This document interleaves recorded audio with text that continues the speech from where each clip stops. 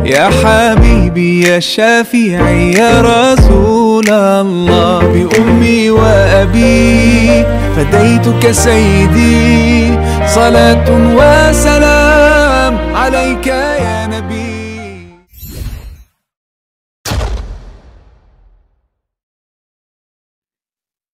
Assalamualaikum warahmatullahi wabarakatuh. Alhamdulillah wassalatu wassalam ala Rasulillah wa ala alihi wa ashabihi wa man tabi'ahu wa wala.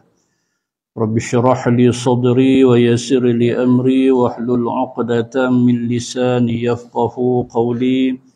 Wa la hawla wa la quwwata illa billahil 'aliyyil 'azim. Kita sambung kitab Munyatul Musalli muka surat 23. Baris yang kedua daripada bawah. Kitab Jawi. Baris yang kedua daripada bawah. Berkata Syekh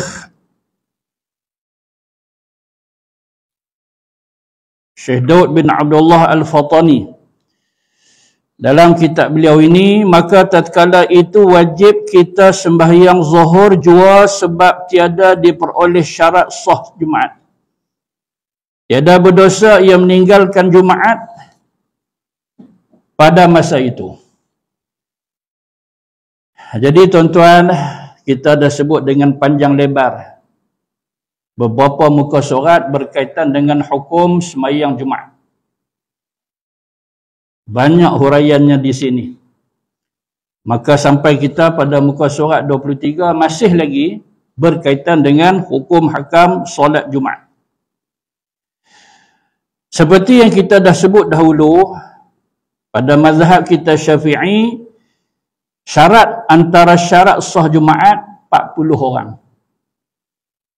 Maka sini apa yang kita dah baca, sekiranya kalau tak cukup, tak dapat 40 orang itu, atau dapat tapi syak, adakah 40 ini sah mereka itu solat Jumaat, maka ketika itu wajib sembahyang zuhur sebab tak cukup.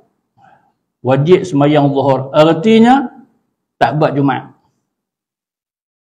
Dia kata nak kena buat juga, tak boleh, maka tidak sah, hukum dia berdosa. Tapi ini sampai kita tak sembahyang Jumaat, kita buat zuhur, maka berdosa lah kita. Tak berdosa. Jadi Syekh Daud Fatani kata apa? Tiada berdosa apabila Jumaat tidak ditunaikan, tidak dilaksanakan, tak berdosa. Jadi tuan-tuan yang dirahmati Allah sekalian, mereka yang wajib Jumaat, orang perempuan, kanak-kanak, orang yang musafir tak wajib Jumaat. Maka yang wajib Jumaat, kita yang mustautin ini. Yang tidak musafir, kita orang lelaki, wajib Jumaat. Bila tak buat Jumaat, tidak solat Jumaat, apa hukum dia? Wajib ni, berdosa. Tapi bila tak boleh nak buat Jumaat, dengan sebab-sebab tertentu, antara yang ni, iaitu tak cukup 40, tak boleh buat Jumaat, buat zuhur, apa hukum kita tinggal Jumaat tu? Tak berdosa. Tak berdosa. Jadi yang penyebab kepada tak buat Jumaat ini antara yang ni, dan baru-baru ni kita masa PKP. Ada syarat tertentu, iaitu AJK sahaja, bilangan tertentu. Mula dia bagi berapa-berapa orang, lepas tu belah-belah orang. Tu naik ke angka 20. Boleh 40. Tapi lambat sikit, tak boleh masuk. Pasal apa? Pasal dah cukup 40. Dia kata dia sampai masjid dah, tapi orang tak bagi dah masuk. Kadang nak semayang di luar pintu pagar sana pun tak boleh. Macam-macam lah kejadian yang berlaku pada hari itu. Maka yang tak boleh buat Jumaat ni apa hukum dia? Dosa tak? Ada satu ustazah dahulu.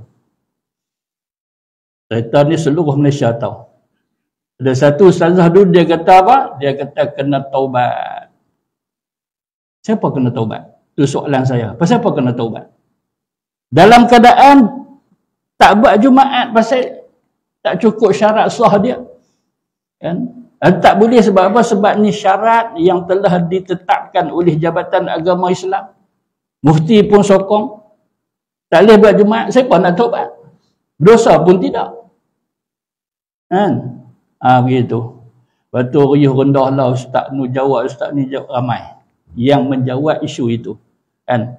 Jadi ramai gak yang tanya saya kata pasal apa nak bertaubat? Kan? Dalam keadaan tak salah, dalam keadaan tidak berdosa. Kalau tak cukup ni 40 ni buat juga jadi berdosa. Lepas tu tak buat dia kata kena bertaubat. Pasal apa pula? Ini masalah tuan-tuan. Ini salah satu daripada contoh betapa bahayanya kalau tak ada ilmu. Jadi yang kemuskilan kita ni, tak ada ilmu. Kawan duk ngajak sana sini. Terkenal lagi ustaz, siapa yang kenal ustaz? Kan? Area Sungai Duri ni berapa yang kenal ustaz? Kerana selisih pun tak kenal. Dia ni tak usah kata lah, sebut saja habis daripada kecil sampai ke tua. Boleh kata kenal dia. Takkan tak ada ilmu. Ni fenomena akhir zaman. Antara fitnah, contoh fitnah akhir zaman. Jadi masalah kalau kita kata di kalangan orang awam yang tak berapa mengaji, tak berapa faham, biasa itu perkara biasa. Kan? Kalau dia tersilap sebut dan sebagainya, apa hang bagi hukum macam tu, dia nak buat macam mana, saya tak apa nak jelas, saya tak apa nak faham. Ini di kalangan ilmuwan yang setengah kata itu saya punya qudwah, saya itu saya punya idola dan sebagainya, kan? Masih tersasar. Jadi tuan-tuan yang rahmati Allah sekalian, tetapi hendaklah ia sungguh menyuruh akan mereka itu belajar malam dan siang. Siapa dia? Yang berkuasa. Ibu bapa, terutamanya bapa, pemerintah, pegawai agama daerah. Buat pejabat agama untuk apa? Kalau tak ambil tahu. Tak ambil tahu. Orang hebat kata ni macam mana nak bagi selesai ni kawasan saya, ni taman saya, ni kampung saya, mereka tak sembahyang Jumaat.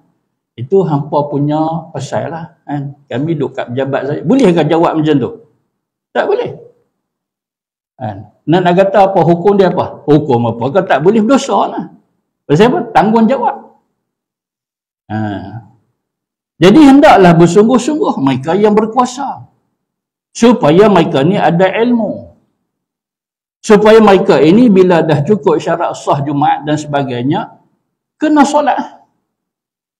Kalau tidak kena buat sesuatu tindakan yang agresif, yang bersungguh-sungguh, yang akhirnya boleh melaksanakan kefarduan yang Allah Ta'ala fardukan, antaranya solat Jumaat.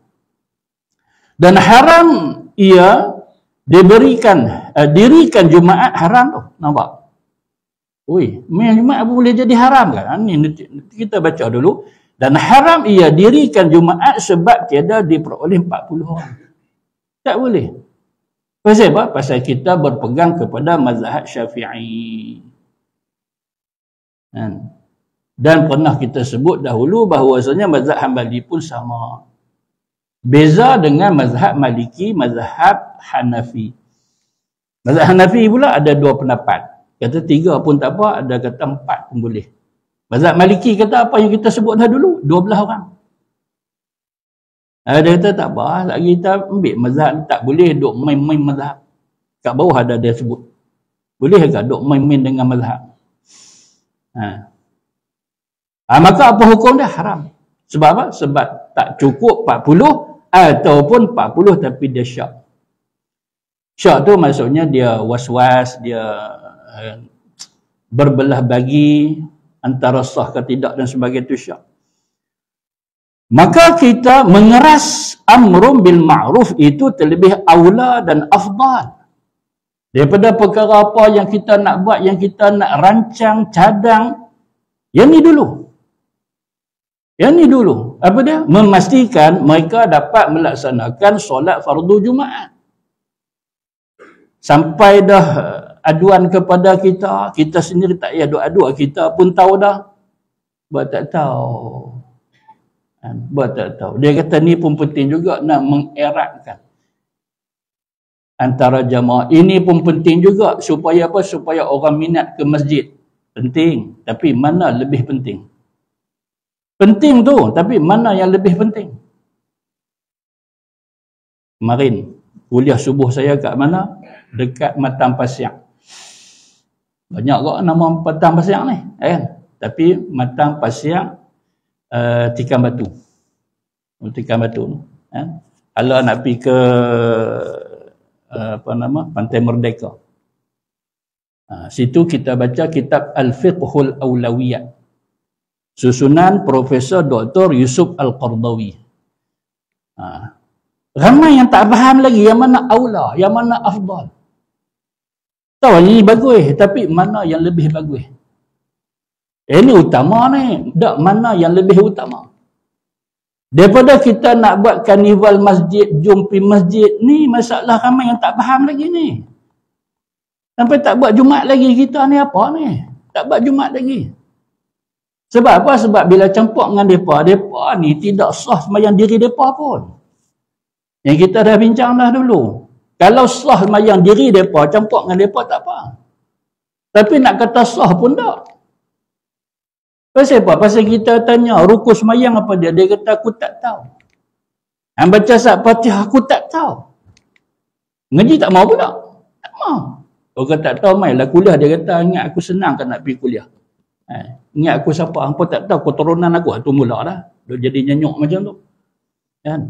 Maka sembahyang diri dia pun tak sah. Ilmu tak ada. Ngaji tak mau. Sah tak? Tidak sah. Bercampur dengan dia. Mana nak kira angka tu? Angka yang kita sebut iaitu 40 orang.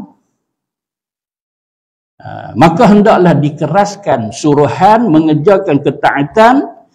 Itu terlebih aula dan afdal kerana wajib lagi fardu ain atas orang yang kuasa daripada kita. Yang berkuasa, pihak berwajib, pihak berkuasa. Jabatan agama, jabatan mufti. Nak seronok ke? Duduk kat tempat tu. Janganlah. Memang dulu lagi saya tidak ada langsung cita-cita untuk nak duduk kat sini. Sebab apa? Kita dah tahu dah betapa bahayanya, betapa susahnya amanah yang cukup berat yang kita akan dipertanggungjawabkan. Sebab apa? Sebab kalau kita tak buat kerja, tunggu akhirat besok. Dunia sedap. Dunia sedap. Sehari orang bagi kat kita pingak ni. Oh, Ma'al Hijrah dapat. Oh, Maulidur Rasul dapat. Oh.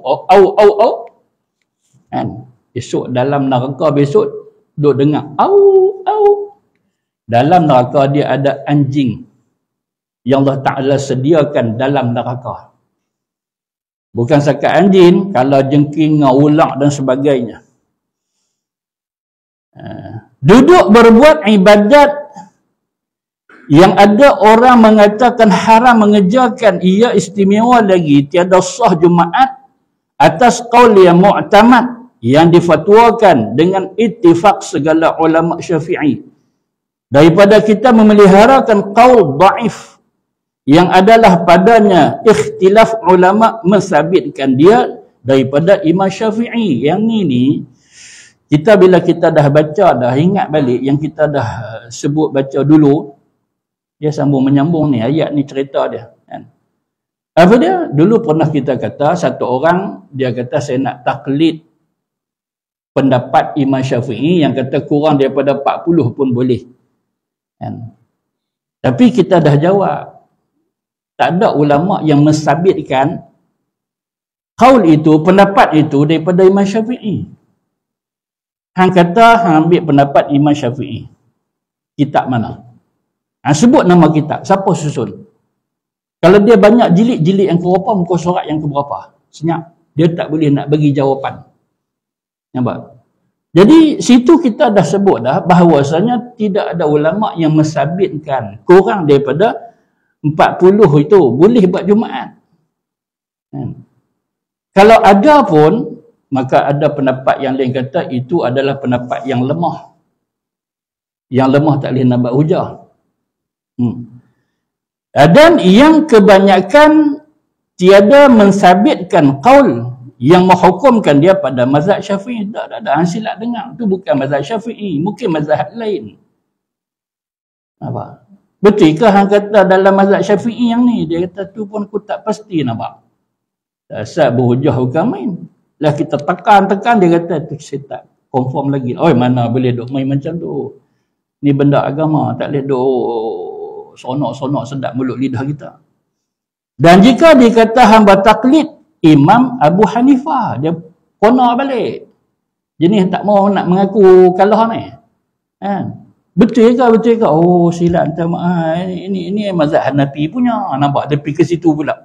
Kan? Yang mengharuskan dengan 3 orang atau taklid Imam Maliki sini. Kan? Tapi kita dah sebut tadi ada 2 pendapat. Bahawasanya ada yang kata 3, ada yang kata 4. Dalam mazhab Hanafi sendiri pecah kepada 2. Tapi tak apalah ni Syed Fatani dia sebut contoh dia 3 orang dalam mazhab Abu Hanifah. Dia kata boleh. Kita nak taklid mazhab lain sebab apa? Mazhab Hanafi, mazhab Islam juga. Dia bukan kafir. Atau dia kata taklid Imam Maliki, mazhab Maliki yang mengharuskan 8 orang atau 12 orang atau 20 orang. Itu pun tiada sah pula taklidnya. Pun dah kita terang dah dulu pada muka surat sebelah. Sebut-sebut bab taklid, kita kata apa? Dulunya, ini ulangan. Ayat ni sesuai kita kata sebagai kesimpulan. Sebab apa? Sebab benda yang kita dah sebut, diulang sebut semula. Nak bagi kita ni betul-betul faham. Tambah-tambah kuliah subuh pula. Ngaji bab ni kan, kalau dia tak ulang sekali lalu, subuh pula. Kepala duk pening lagi. Duk nampak kepala duk kat bantai lagi. Baru baca straight macam tu, dia kena ulang demi ulang. Begitu, baguslah. Ini cara kitab lama yang dipaparkan kepada kita oleh Syed Fatani cukup sempurna lah. Patah lagi yang telah berusia mengaji kitab ni. Betul, kadang dia lambat tangkap, tak apa sabar. Sekali dia ulang pula. Maka dia kata saya nak taklid. Maka Syed Fatani kata apa? Tiada sah taklidnya. Kerana tiada orang yang tahu hukum 2 mazhab itu. Hang sebut taklid senang lah. Hang heja pun pandai. Hang sebut pun pandai. Setengah orang dia sebut pun dia tak pandai. Hang sebut taklid. Taklid. Bunyi tu. Macam baru masuk Islam. Taklid. Kau ni pula Masya Allah. Taqaq. Dia. Qalqalah sughra. Lid. 6 harakat sekali dengan qalqalah kubra. Taqaq. Lid. Kemah. Nampak? Kemah-kemah pun tak cerdik juga. Begitulah. Jadi tiada sah taklid. Sebab apa? Pasal apa tak sah pula? Orang sana sini duk sebut taklid yang tak biasa dengar ni. Bukan masalah tu. Masalahnya tiba-tiba saja timbul-timbul nak taklid.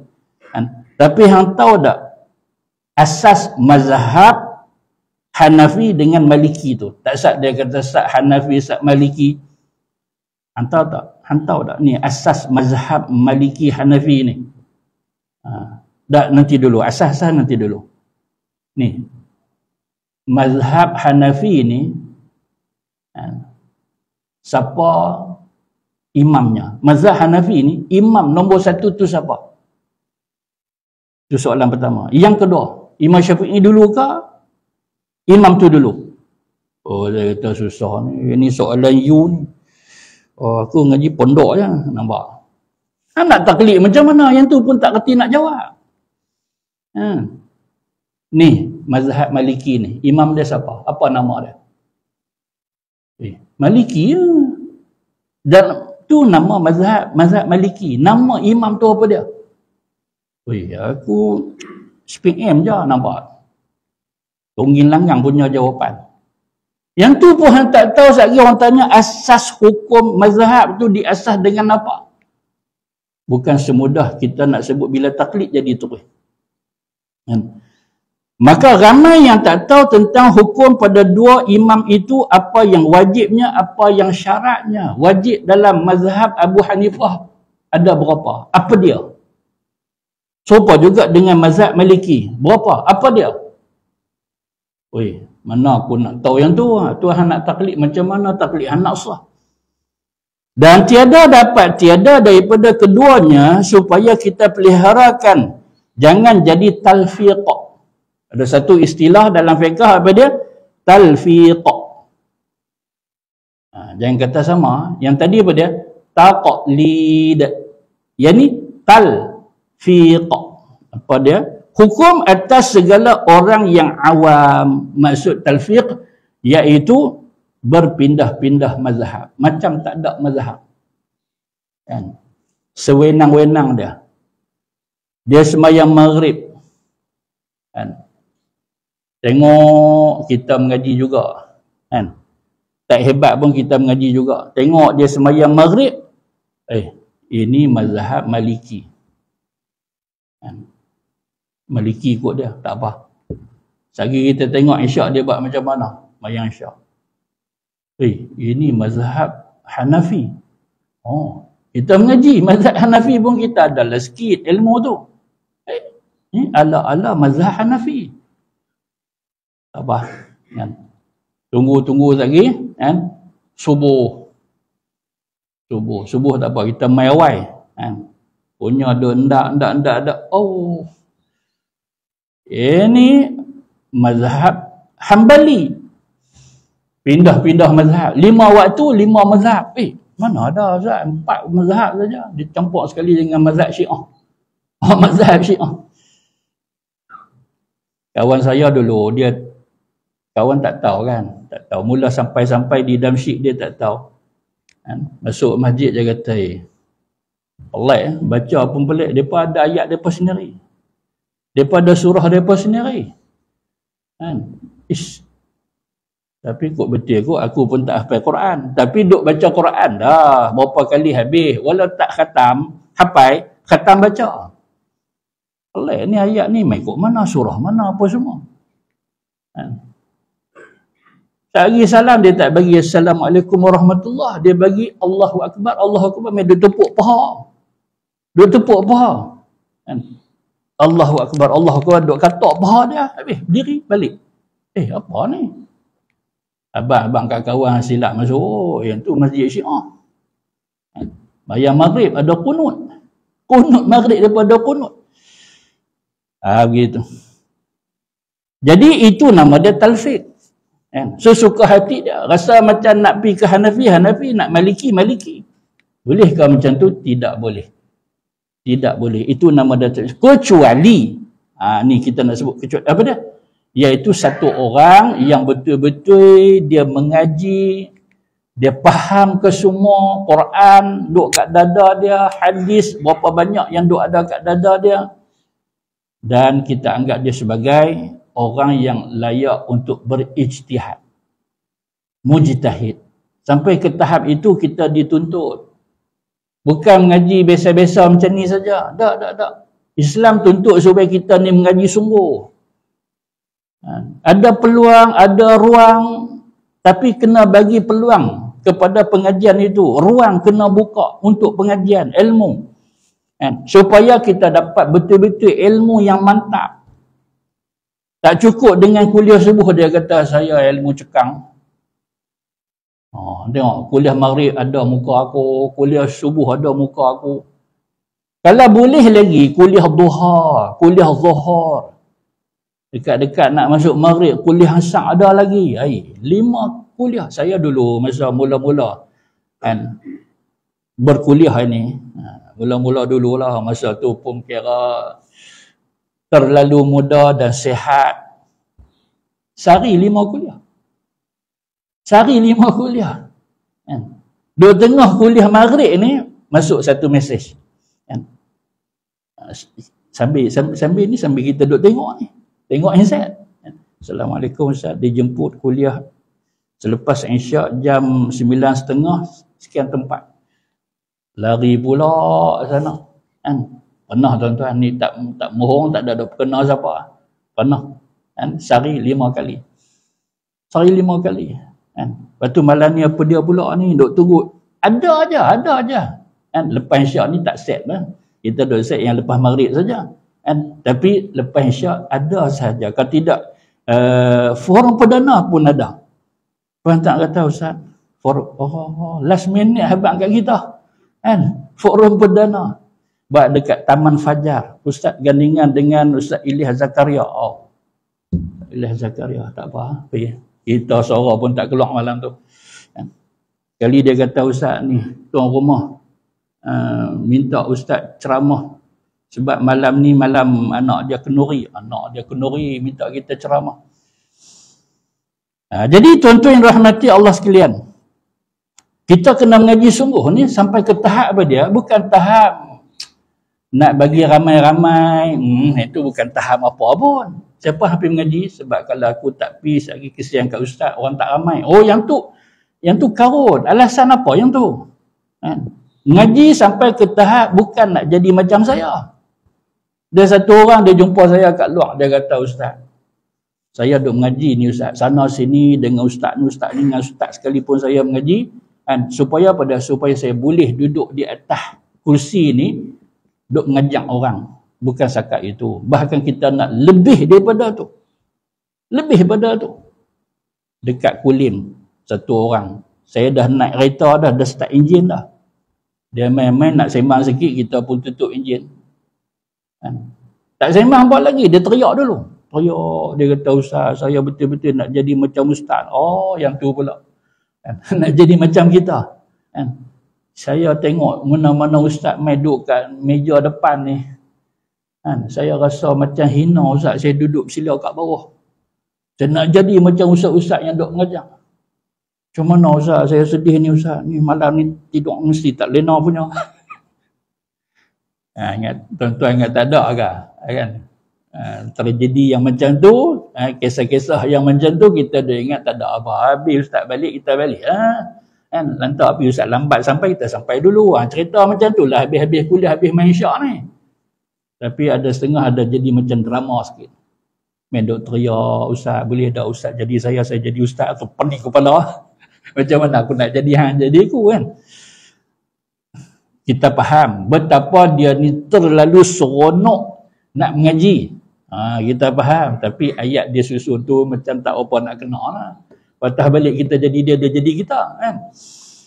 Baik. Jadi bukan sakat itu mengaji sungguh-sungguh sehingga kan, tapi itulah yang kita boleh sebut agak mustahil lah. Agak mustahil nak jadi seperti mana ulama-ulama mujtahid yang terdahulu. Tapi tak apa, kita usaha. Mana nak pergi tahu?